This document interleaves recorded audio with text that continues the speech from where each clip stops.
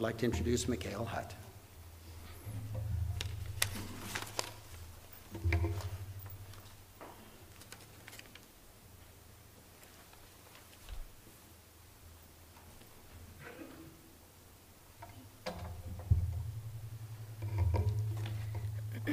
Hi, everybody. Thank you so much for coming to honor the greatest hero that I have ever known. For those of you who don't know, I am Macaile Hutt. I'm Don's daughter. From the day that I was born, I couldn't go a single place without him getting stopped by a former fan, a client, or an old friend. I also used to hold my breath every time I told someone my last name because I always knew what was to follow. Any relation to Don? I used to wish so badly that I could create a name for myself, but now I truly can't think of a greater gift to have been given than to be able to answer back, yes, I am Don Hutt's daughter. He may not be here with us on earth anymore, but nothing can ever take that from me. I will always be Don Hutt's daughter.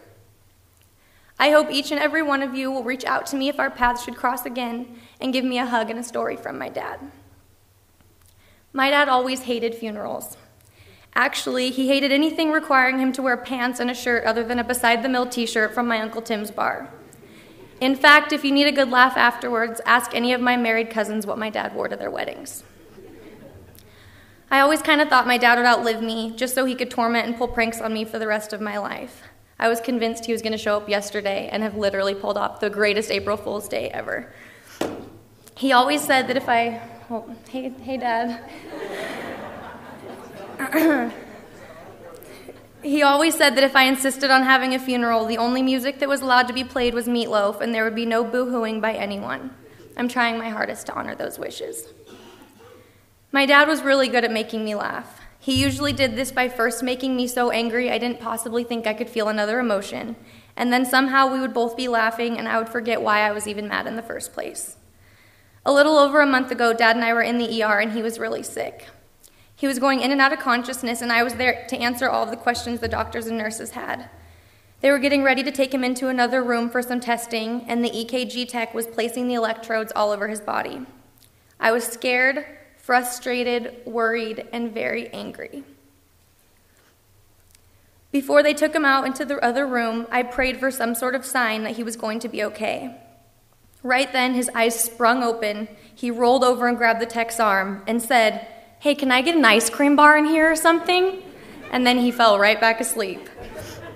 I was so mad, but all I could do was laugh.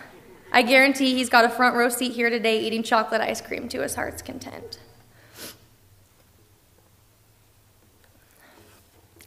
My dad was a hero to many on the field, but he was a hero in the truest sense of the word to me. He will always be the first man I loved, the keeper of my heart, and now he's the guardian angel to watch over me no matter where I go. I know in the deepest part of my heart that he is still with me. He is still with all of us, as he's making known. I could go on and on about all the memories I have with my dad, funny stories I'll never forget, and things that I wish I could say to him. But I think I'm going to need some of those moments in the near future, so I'm just going to save them right here. We all know that funerals aren't for the dead anyway. They're for the living. They are for all of us feeling hopeless, helpless, and left behind. So I wanted to leave you with a few things that I've learned throughout the 25 years that I was lucky enough to have Don Hutt, my daddy. 1, always see the ball into your hands. I can hear my dad saying this over and over again as we played catch in the yard. If you don't see the ball into your hands, it will undoubtedly slip. Follow it all the way there. I have learned that this applies to life as well.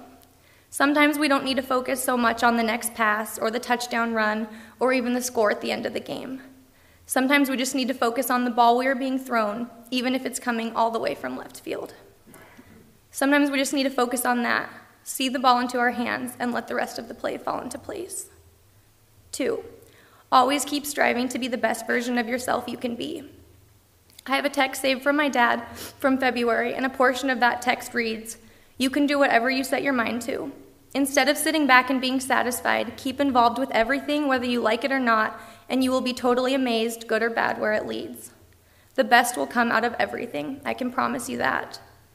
You, my smart, pretty baby girl, complete my life, and I promise I will be there when and if you need that extra shove." This is me through the words of my dad giving you all that extra shove. Whatever it is you set your mind out to go do it. Do it for yourself and do it for my dad. 3, forgive and let go. This isn't a lesson that I learned from my dad, but it was a lesson that I learned through knowing him. My dad remembered everything.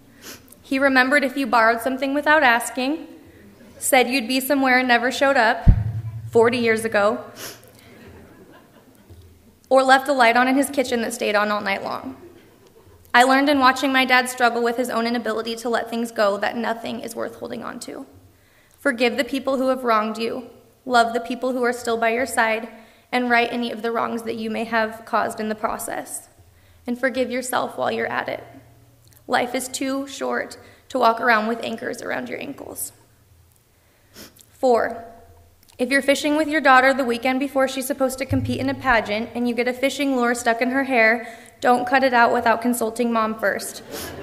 That one's pretty self-explanatory. 5, all of you daddies or future daddies, this is a lesson for you. Hold your daughter's hand in the car.